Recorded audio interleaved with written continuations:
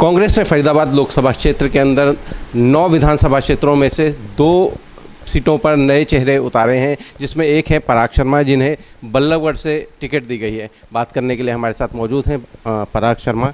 पराग, सबसे पहले जो एक सवाल है कि आपको पैराशूट कैंडिडेट कहा जा रहा है। पैराशूट कैंडिडेट तो हताश विरोधी कह रहे हैं, क्योंकि देखिए सन 87 में इसी बल्लभगढ़ की जनता ने भरपूर प्रेम देके मेरे पिताजी को आशीर्वाद देके विधायक बनाकर विधानसभा में पहुंचाया था।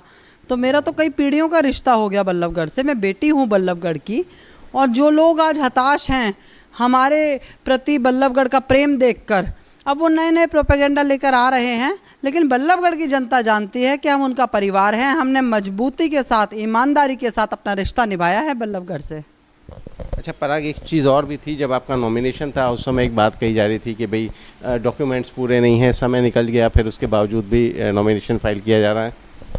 देखिए, मैं समझती हूँ मैं एक बहुत ही जिम्मेदार चैनल आज तक पर अपना इंटरव्यू रख रही हूँ, अपनी बात रख रही हूँ आपके चैनल के माध्यम से। और देखिए, इसका जो हमारा नॉमिनेशन का प्रोसीजर होता है, उसके जो आरओ होते हैं, हमारे रिटर्निंग ऑफिसर, वो एसडीएम होते हैं। क्या एसडीएम साहब ने अपने मुंह से कुछ बात बोली? तो जो आधिकारिक बात होती है वो एसडीएम के मुंह से आती। ये तो विरोधी कुछ भी कहते हैं। और क्या ये खाला जी का घर है कि यहाँ पे कोई भी बिना डॉक्यूमेंट्स के घुस जाएगा?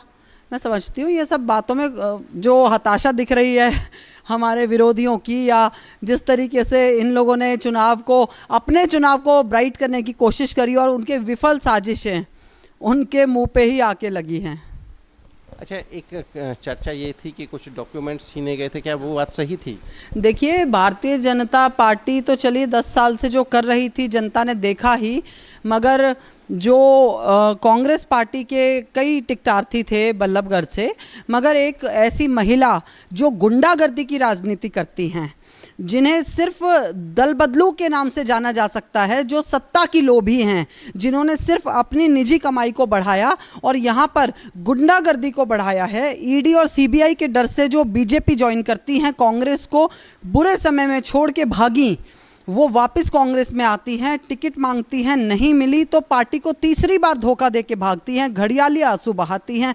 जनता सब जानती है कि ये अपने लिए, अपने फ़ायदे के लिए, निजी फ़ायदे के लिए रो रही हैं, और फिर ये रोएंगी क्योंकि जनता इन्हें माफ़ नहीं करेगी, क्योंकि गुंडागर्दी की राजनीति को जनता बर्दाश्त नहीं करती है।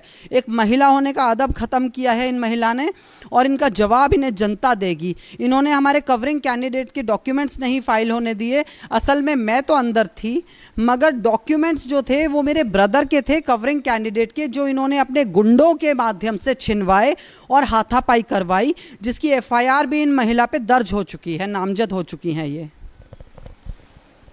चुनाव है, लड़ाई बीजेपी से ज़्यादा है या कांग्रेस के अंदर भीतरी ज़्यादा है? देखिए, कांग्रेस तो अपने आप में एक समुंदर है, और हमारी सीधी लड़ाई भारतीय जनता पार्टी से है। 10 साल जनता ने इन्हें मौका दिया है और ये विफल हुए हैं। तो मुझे लगता है काठ की हांडी बार बार नहीं चढ़ती, इस बार जनता सबक सिखाएगी। अच्छा, इस बार एक तो ये कि आप कांग्रेस के कैंडिडेट हैं, 2 बार कुमारी शारदा राठौर यहाँ से विधायक रही हैं, कांग्रेस की टिकट पर ही रही हैं, और इस बार वो निर्दलीय हैं। तो कहीं ना कहीं ये कांग्रेस के वोटों में वेटन नहीं है। देखिए, कांग्रेस की वोट कहीं नहीं जाती। कांग्रेस की वोट कांग्रेस के प्रत्याशी पर आएगी, और मेरे पिता की स्वच्छ छवि, हमारे जो सामाजिक काम हैं, जो मैं जनता से जुड़ी रही, ये सब हमें मजबूत करता है, और कांग्रेस की बहुत प्रतिशत में, बहुमत में वोट मिलेंगी हमें। क्योंकि लास्ट मोमेंट पे आपका नाम फाइनल हुआ। इसके अलावा आपका नाम बल्लभगढ़ से भी था, और जो सुनने में आया तिगांव से भी चल रहा था। तो एक बिल्कुल नया प्रत्याशी, 2 जगह से नाम चलना बड़ी बात थी। देखिए, मैं दोनों जगह के लिए तैयार थी? देखिए, मेरा तिगांव में पैतृक गांव है, सदपुरा गांव से मैं आती हूं, और मैं नहीं समझती, मैंने कभी तिगांव से अप्लाई भी नहीं किया था। लेकिन मेरे साथी हैं, मेरा गांव है, देहात है, और मैं जुड़ी हुई हूँ अपने जड़ों से। मगर मैं समझती हूँ कि मैंने तो अप्लाई भी बल्लभगढ़ से किया था, लिस्ट आई थी एप्लीकेंट्स की। और देखिए, नया आप नहीं कह सकते। मैंने बताया 87 से हमारा जो रिश्ता है वो अब तक चल रहा है। आज भी जो पुराने लोग हैं, पुरानी पीढ़ियाँ हैं, वो आज भी मेरे पिताजी के नाम पर उठ कर आ रही हैं, मुझे आशीर्वाद दे रही हैं। ये कहते हैं ना, प्रत्यक्ष को प्रमाण की ज़रूरत नहीं होती, ये वही प्रत्यक्ष है। और देखिए, पैराशूट वाली बात नहीं है। जहाँ तक लास्ट मोमेंट की बात है, मुझे लगता है आधे हरियाणा की टिकट लास्ट मोमेंट पे डिक्लेयर हुई हैं और हमारे बाद भी लिस्ट आई है इनफैक्ट। तो ये तो खैर जैसे जैसे टिकट मिलती है इंसान उसी हिसाब से आदमी कैंडिडेट बनता है और अपने पब्लिक में जाता है, लोगों से प्रचार और प्रसार शुरू करता है अपना। अच्छा, फैमिली बैकग्राउंड, ऑलरेडी फादर इसी सीट से विधायक रह चुके हैं, उसका कितना बड़ा फायदा मानते हैं? अब देखिए, आपके सवाल में ही मेरे आपके पिछले सवाल का जवाब मिल गया कि ना तो मैं पैराशूट हूँ, ना मैं नई हूँ, मैं बेटी हूँ बल्लभगढ़ की। मेरे पिता को सर आँखों पे बिठाया है बल्लभगढ़ की जनता ने। और देखिए, पिताजी विधायक रहे हैं और ईमानदार विधायक रहे हैं, कर्मठता के साथ जनता के साथ जुड़े रहे, कभी अपने लोगों के साथ नाइंसाफ़ी नहीं होने दी। तो उसका आज हमें बेहतरीन एक नतीजा मिल रहा है कि भरपूर प्रेम मिल रहा है। और पुराने लोग जिस तरीके से आ रहे हैं, हालांकि कुछ लोग तो मुझे ये बता रहे हैं कि हमने आपको गोद में खिलाया है, तो देखिए मेरे लिए तो बड़े खुशी की बात है। ये तो बड़े आशीर्वाद हैं कि जिन लोगों ने मुझे कभी गोद में खिलाया, आज मैं उनकी आंखों के सामने इस चुनाव को लड़ रही हूँ और उनके आशीर्वाद से हम इस चुनाव को जीत कर आएंगे। कितने आश्वस्त हैं जीत के लिए? देखिए, हम पूर्णतः आश्वस्त हैं।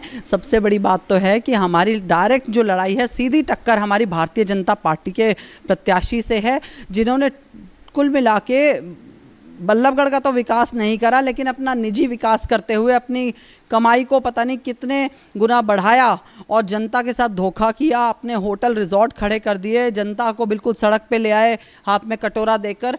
तो मैं समझती हूँ कि जितना इन्होंने नाइंसाफ़ी करी है, जितना इन्होंने अनदेखी करी है इलाके की, वो सारा जो है हिसाब किताब जनता इस चुनाव में बराबर कर देगी। चलिए, धन्यवाद। तो ये थी पराग शर्मा, जो बीजेपी माफ़ कीजिए कांग्रेस की कैंडिडेट हैं और दावा कर रही हैं कि बीजेपी से उनकी सीधी लड़ाई है। हालांकि एक लड़ाई कांग्रेस के भीतर भी है, क्योंकि कांग्रेस की जो पूर्व में प्रत्याशी रही हैं शारदा राठौर, वो निर्दलीय चुनाव लड़ रही हैं। तो जाहिर तौर पर ये त्रिकोणीय मुकाबला होने वाला है और वक्त बताएगा कि जीत किसके नसीब में लिखी है। हरियाणा तक के लिए फरीदाबाद से सचिन गौड़।